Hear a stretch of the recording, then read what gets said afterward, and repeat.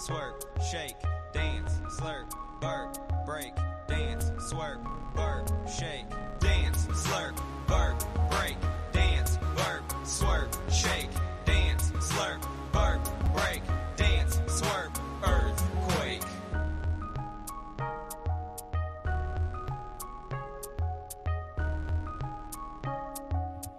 Thought I'd actually let the music run out on its own today for the first time ever. What's happening, everybody? Happy Tuesday to you all, and to those watching or listening after the fact. I am Dan Bespris, and this is Fantasy NBA Today, a Sports Ethos presentation, sportsethos.com, the website, Ethos Fantasy BK, the Twitter feed. You can find me over on social media at DANBESBRIS. That is how you spell Dan Bespris. Please take a moment to like and subscribe, rate and review, all that stuff. You guys know the drill at this point. Every little bit goes a very long way in helping a smaller account like ours, certainly on the YouTube side at least, grow just a little bit quicker. Today is Sleepers Day. I suppose that it requires just a tiny preface here at the front end, and that preface is answering the question of why I'm doing it a week before the season starts instead of in August. And we addressed a little bit of this last month or even 2 months ago, but I actually thought it didn't do my listeners any good to hear a sleepers board in August, particularly for people that are drafting in mid-October, because the board is going to change 3, 4, 5 times. And I frankly don't want somebody stumbling onto an old episode of this show and saying, oh, Dan told me to draft so-and-so, even after that guy moves 25 slots on the Yahoo board and he's no longer either what you'd call a sleep, like a sleeper, or a value play anymore, because the guys we're looking for, we're hunting 2+ rounds of value on them. And so if they move by 2 rounds on the draft board, they're no longer a target. So I held off on doing this type of show until, frankly, it's a little bit the very last minute, but that's why we do it the way we do. And if you guys have issues with that, you can let me know and I can rethink it a little bit. Maybe we can do updates in future years. But also it feels like, then I'm doing like 6 sleeper shows every draft season, and that feels a little bit silly. Anyway, let's dive into this thing. These are players that are beyond 60, by the way. That's like one of the little pieces to this puzzle. I don't think there are any sleepers inside the 5th round. There will be guys on the Dan Bespris old man squad that are inside the 5th round, what you'd kind of call falling a little bit, but they're not folks that have the wiggle room, frankly, to get a couple rounds of value play. Like someone you take at 44, how high can they even really go? So they're not a sleeper at that point. They're just sort of falling. We'll deal with those when we go through the old man squad. That will likely be at the end of this week or the beginning of next, as we kind of wrap all of the stuff we've talked about together into one giant bucket. First name on the list today is Jaylen Williams, who perhaps I haven't talked about him enough on this podcast, but we'll get into it a little bit today. Jaylen Williams on the Thunder. Both Jaylen Williamses are on the Thunder. There's a lot of Jaylens and there are a lot of Williamses in the NBA. Just make sure you're putting the correct first and last name iterations together here.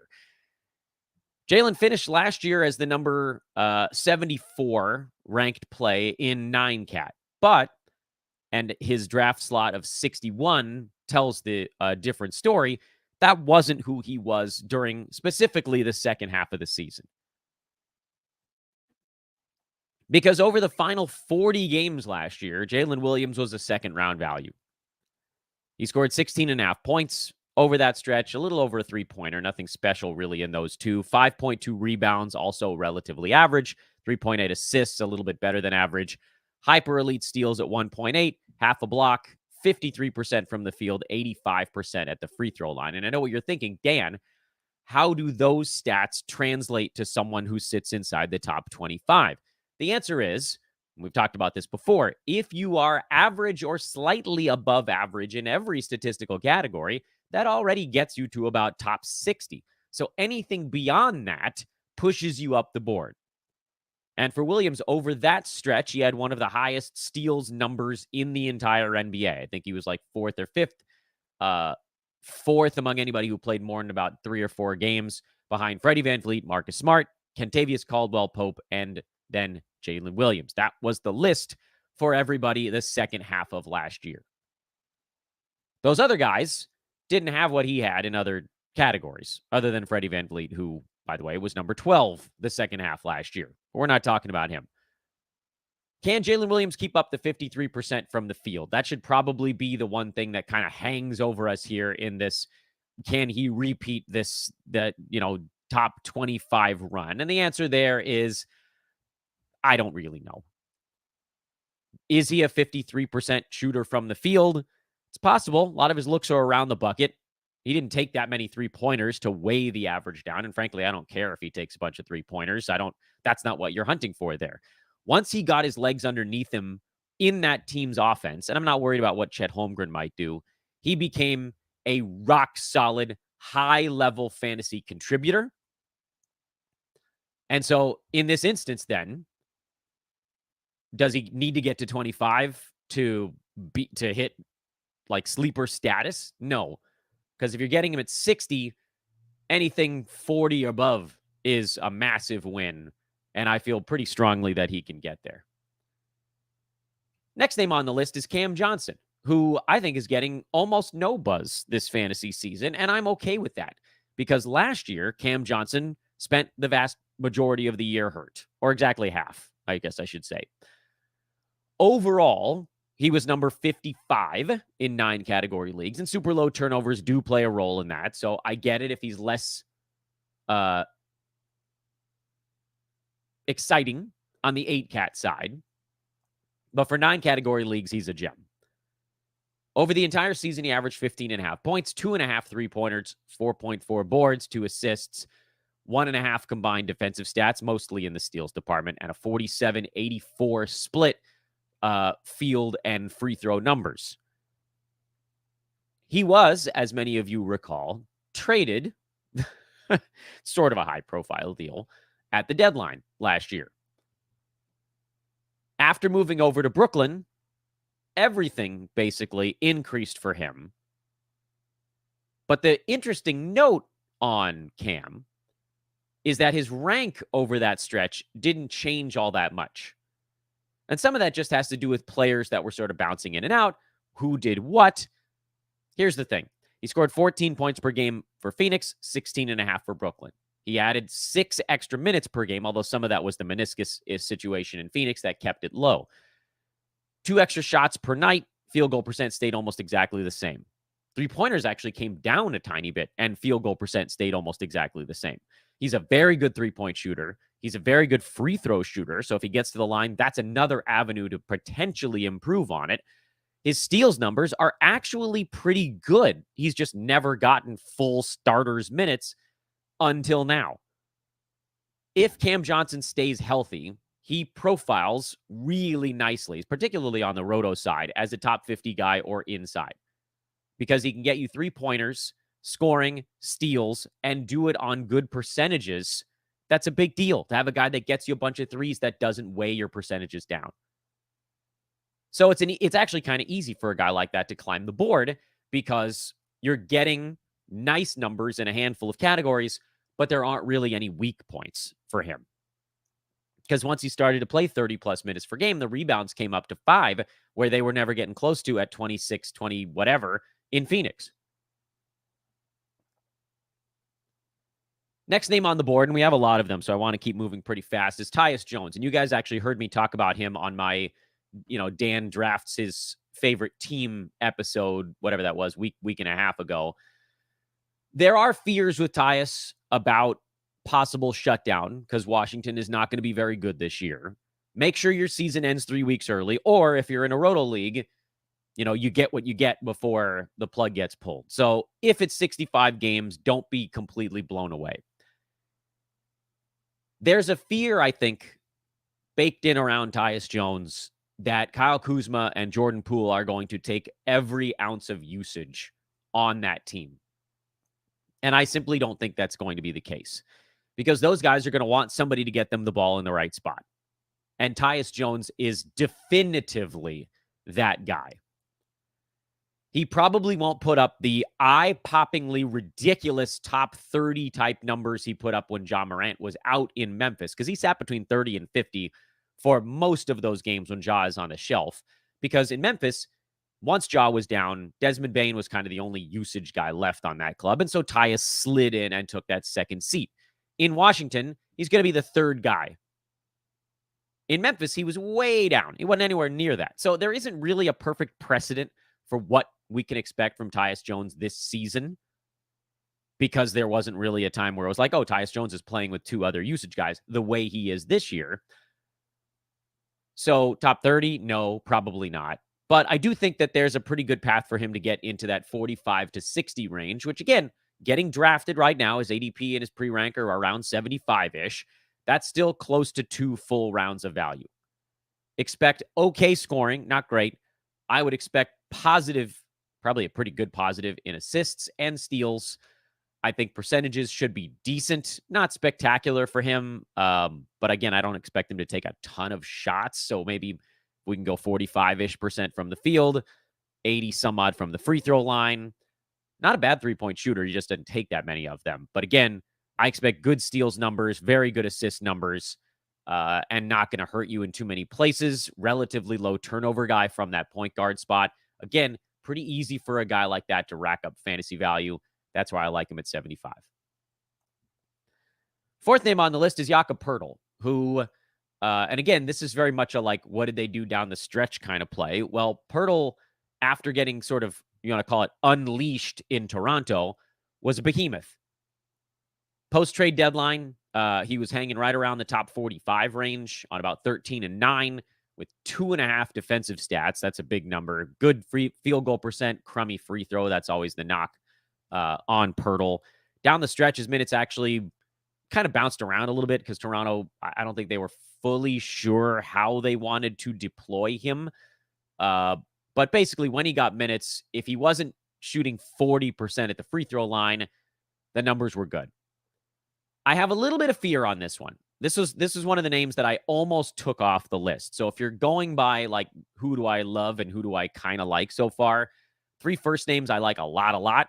Poeltl is one that I like a little, because at the beginning of draft season, he was going in the 90s, and I thought he was a terrific sleeper there. In the 70s, I think the value's been diminished, and I don't know that we're going to get 2 full rounds of jump on him here. I do think that there's a little bit of wiggle room. Things need to break right for him.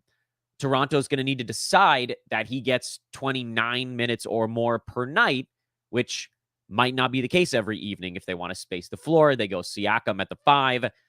There will be games where Poeltl plays 24, 25 minutes, and those are going to be games where he's more like top 90, top 120 range. How does this even out? I still think he's going to be a slight positive. I want you guys to make sure you're not just looking at the names on the board and you're actually listening to the words I'm saying right now. I don't think he's the best name on this board. I think he's a good one who just barely made my cut, but I don't think he's one of the massive, massive leapers. Still, I like him there, so I'm okay with it. Quick reminder after the first 4 names to drop a follow over on Twitter at Dan Bespris. We're going to be doing a whole lot of stuff there throughout the season. I'm going to need you guys paying attention on Twitter because news breaks fast and furious. And so if you guys are getting it just as fast and just as furious, you'll have an advantage. You'll have a big leg up in your fantasy league. Hanging out with me over on social is the way to do it. Listening to this pod every day is going to be a part of it, but there are things that happen in between that I want you guys to be a part of as well. Also, please like, rate, and subscribe as we once again dive into the names on the board. Fourth name on the board today, Klay Thompson. And this one feels a little bit like I'm cheating, but I'm throwing it out there anyway, because Klay's pre-rank, which is 95, doesn't come anywhere near his actual, or his ADP, his average draft slot, which is in the late 70s. So there's a little bit of a disconnect there. He's not going to fall to 95. If you want Klay, you're probably going to have to take him, I would think, more towards the beginning of that 8th round. So maybe more in the early 80s, or possibly even a tiny bit before that. He's a ranking that just, like, every once in a while, there's one player where Yahoo's pre-rank makes no sense at all. And Klay Thompson is that guy, because he on bad wheels last year, still played 33 minutes a night, still got into 69 of their team's 82 ball games, which is remarkable considering what the injuries he's coming off of, and still managed to put up top 65 per game numbers overall on the year and inside the top 50 in the second half. There's almost no reason. I mean, you could grasp at some stuff and point to things that could go wrong, but there's really almost no reason that he shouldn't be inside the top 60 on a per game basis. The makeup of the Warriors changed with Chris Paul, but he's going to be a guy that just gets it to Klay because Chris isn't going to want to be shooting all that much. So for Thompson, not much changes. And there is a universe where his legs continue to get better. You know, last year he was coming off of 2 missed seasons in a row, basically. And he still managed to slowly increase his field goal percent from, 41, 42 at the beginning of the year. Second half of the year, he was at 45. Last 2 months, he was at 46. He just was slowly climbing and getting those legs underneath him. So, 22 points, 4 boards, 2 assists, and 4 3-pointers is pretty repeatable for him.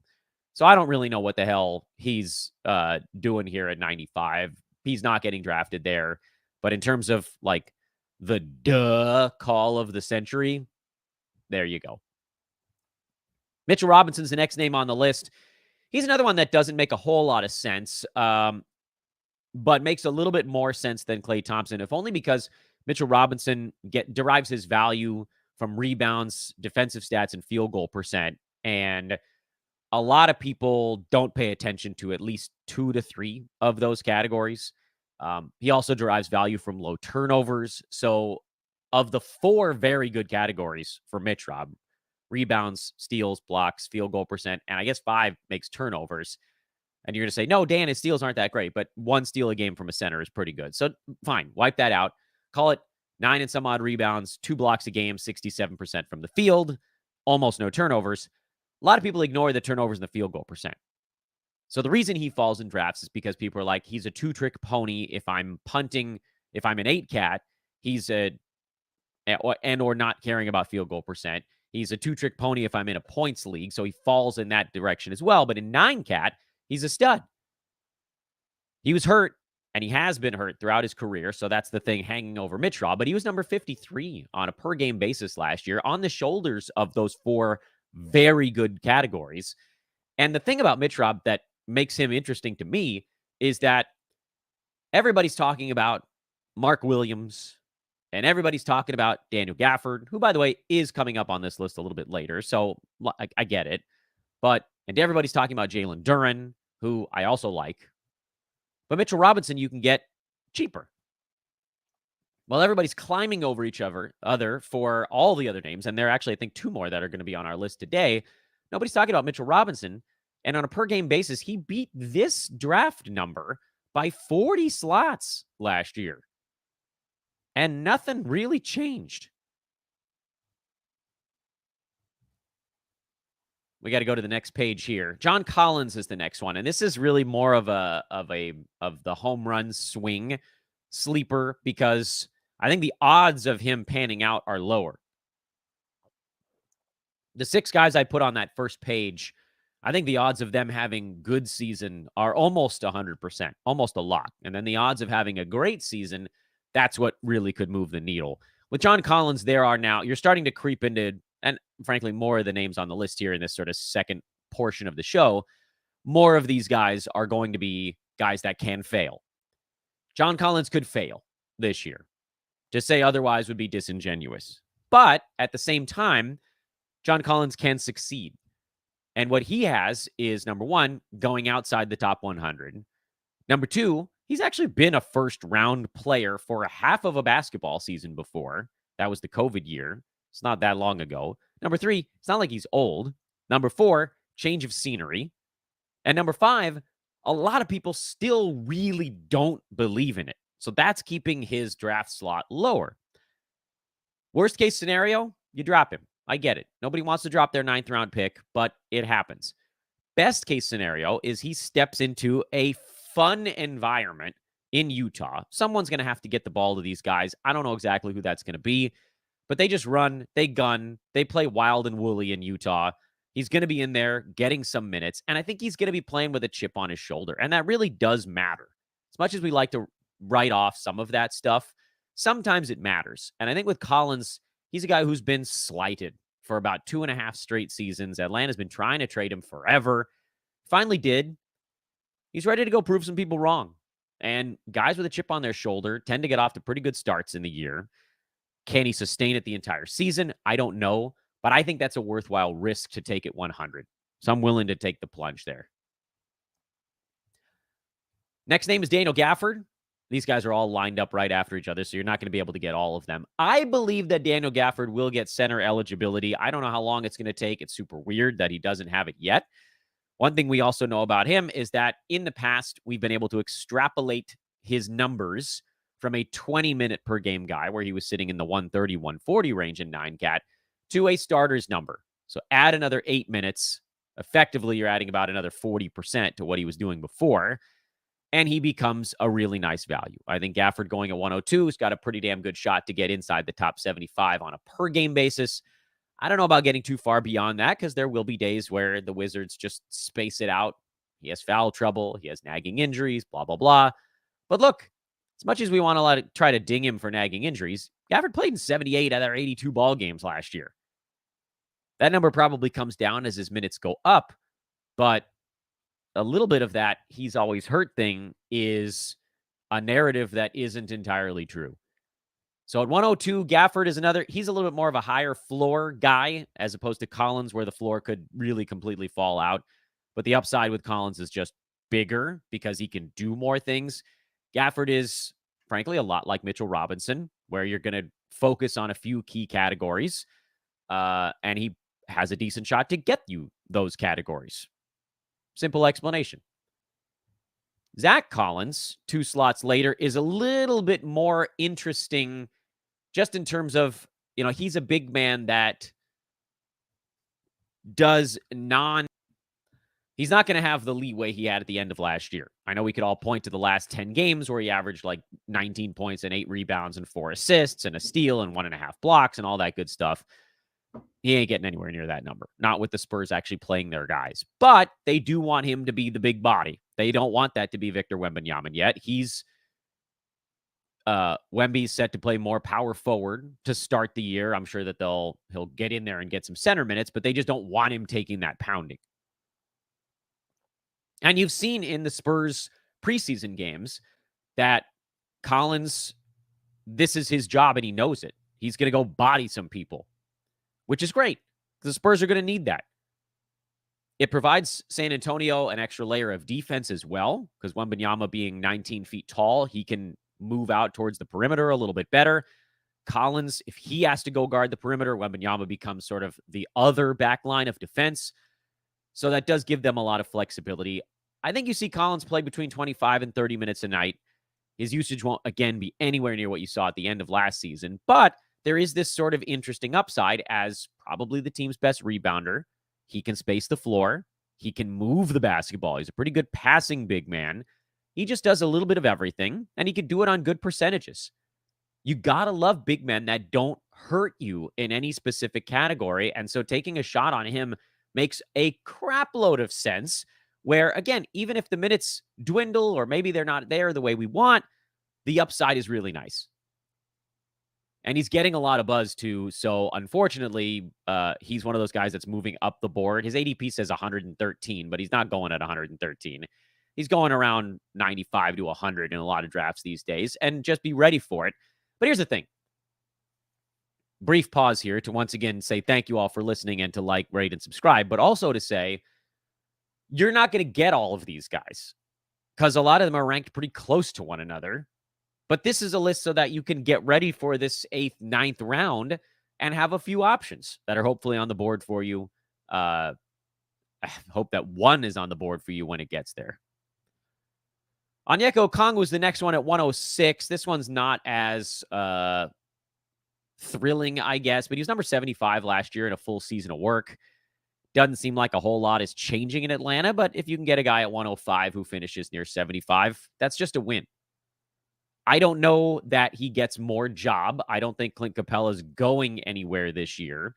You can hope that perhaps Capella misses an extra minute or two on the season. Maybe it's more of like a 25-23 split all season long. And then when Capella sits, then Okongwu gets up to 29 for a few weeks, and that pulls the average up closer to 24 instead of this last year where it was more like 23. Incremental, small things. That's all enough for me to take the shot on it. So I'm good with him at 106. And let's keep moving to our last name on today's board, and that is DeAnthony Melton, who you've heard me talk about plenty of times on this pod. It would seem almost silly if I didn't include him once more. I feel like I'm repeating myself. But Melton was number 78 last year in 28 minutes per game. Some of that was without Harden. Some of that was without Maxey. Some of that was without both of those guys. I don't think Harden's going to be there. He says he's not playing. There will be a path for Melton to get back into the 70s. Don't expect much beyond that. If Maxey misses any time at all, that's where he can collect a little bit of extra stuff. He's not like hyper exciting as a name here at the end, but once you've passed through some of these guys where you're like, oh, maybe I can get somebody that'll climb into the 60s. Melton's a guy, 70s, 80s, whatever. That does make a lot of sense. And I think that's where we're going to leave it today in terms of the sleepers board. I'll have a show, and I want to try to let everybody know what's coming up next. I will have a show coming up where we get into what I call the late flyers or deep sleepers, not here on today's show. We will also have a Dan Besbris Old Man Squad list where all of these guys are going to be listed, and we'll go through them rapid fire because they're going to be, I think last year we had like 40-something names on that deal, and I want to try to get it all into one show if at all possible. I want to get into a little bit of the, I guess you could call it like my favorites. We haven't done that show yet. I did the my favorite draft show where we picked one player from each round. That was a fun idea that I think I stole from Josh. But I haven't done just the favorite players on the board for whatever reason, giant value or going to be super fun. So we've got a favorites show coming up. We've got the Old Man Squad show coming up. We've got the Deep Sleepers show that we'll try to get in here before the season starts. And we're going to be talking to some analysts from that 9-cat mock we did a week and a half ago as well. So a lot left here on the table. Try to get a couple of mocks going as well. Depends on how much we can get done over the next week. I also will have some real drafts, and I might pop on to analyze the results of some of those too. I know, a lot going on. Thank you, everybody, for tuning in on our Sleeper Show. I hope that this one is a fun one for everybody. Again, I am at Dan Besbris over on Twitter. I insist that you guys find me over there, DANBESBRIS. Check out sportsethos.com and the Fantasy Pass, complete with the Brewski 150 projection engine and a live draft tracker tool.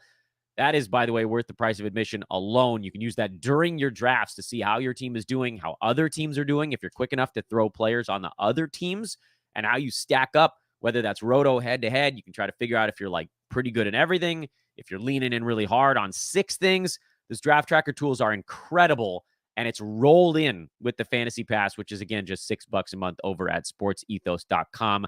I would encourage you guys all to check that out as well. More shows coming up later today here on the Sports Ethos YouTube page and the Fantasy NBA Today feed. Representing a hoop ball with my t-shirt today, but representing Sports Ethos. That's my ethos going forward. Thank you again to Manscaped. Promo code there is Ethos20 to get 20% off and free shipping on your order. Tell you a little bit more about them on our next program. But again, that's manscaped.com. Ethos20 for 20% off and free shipping. See you later.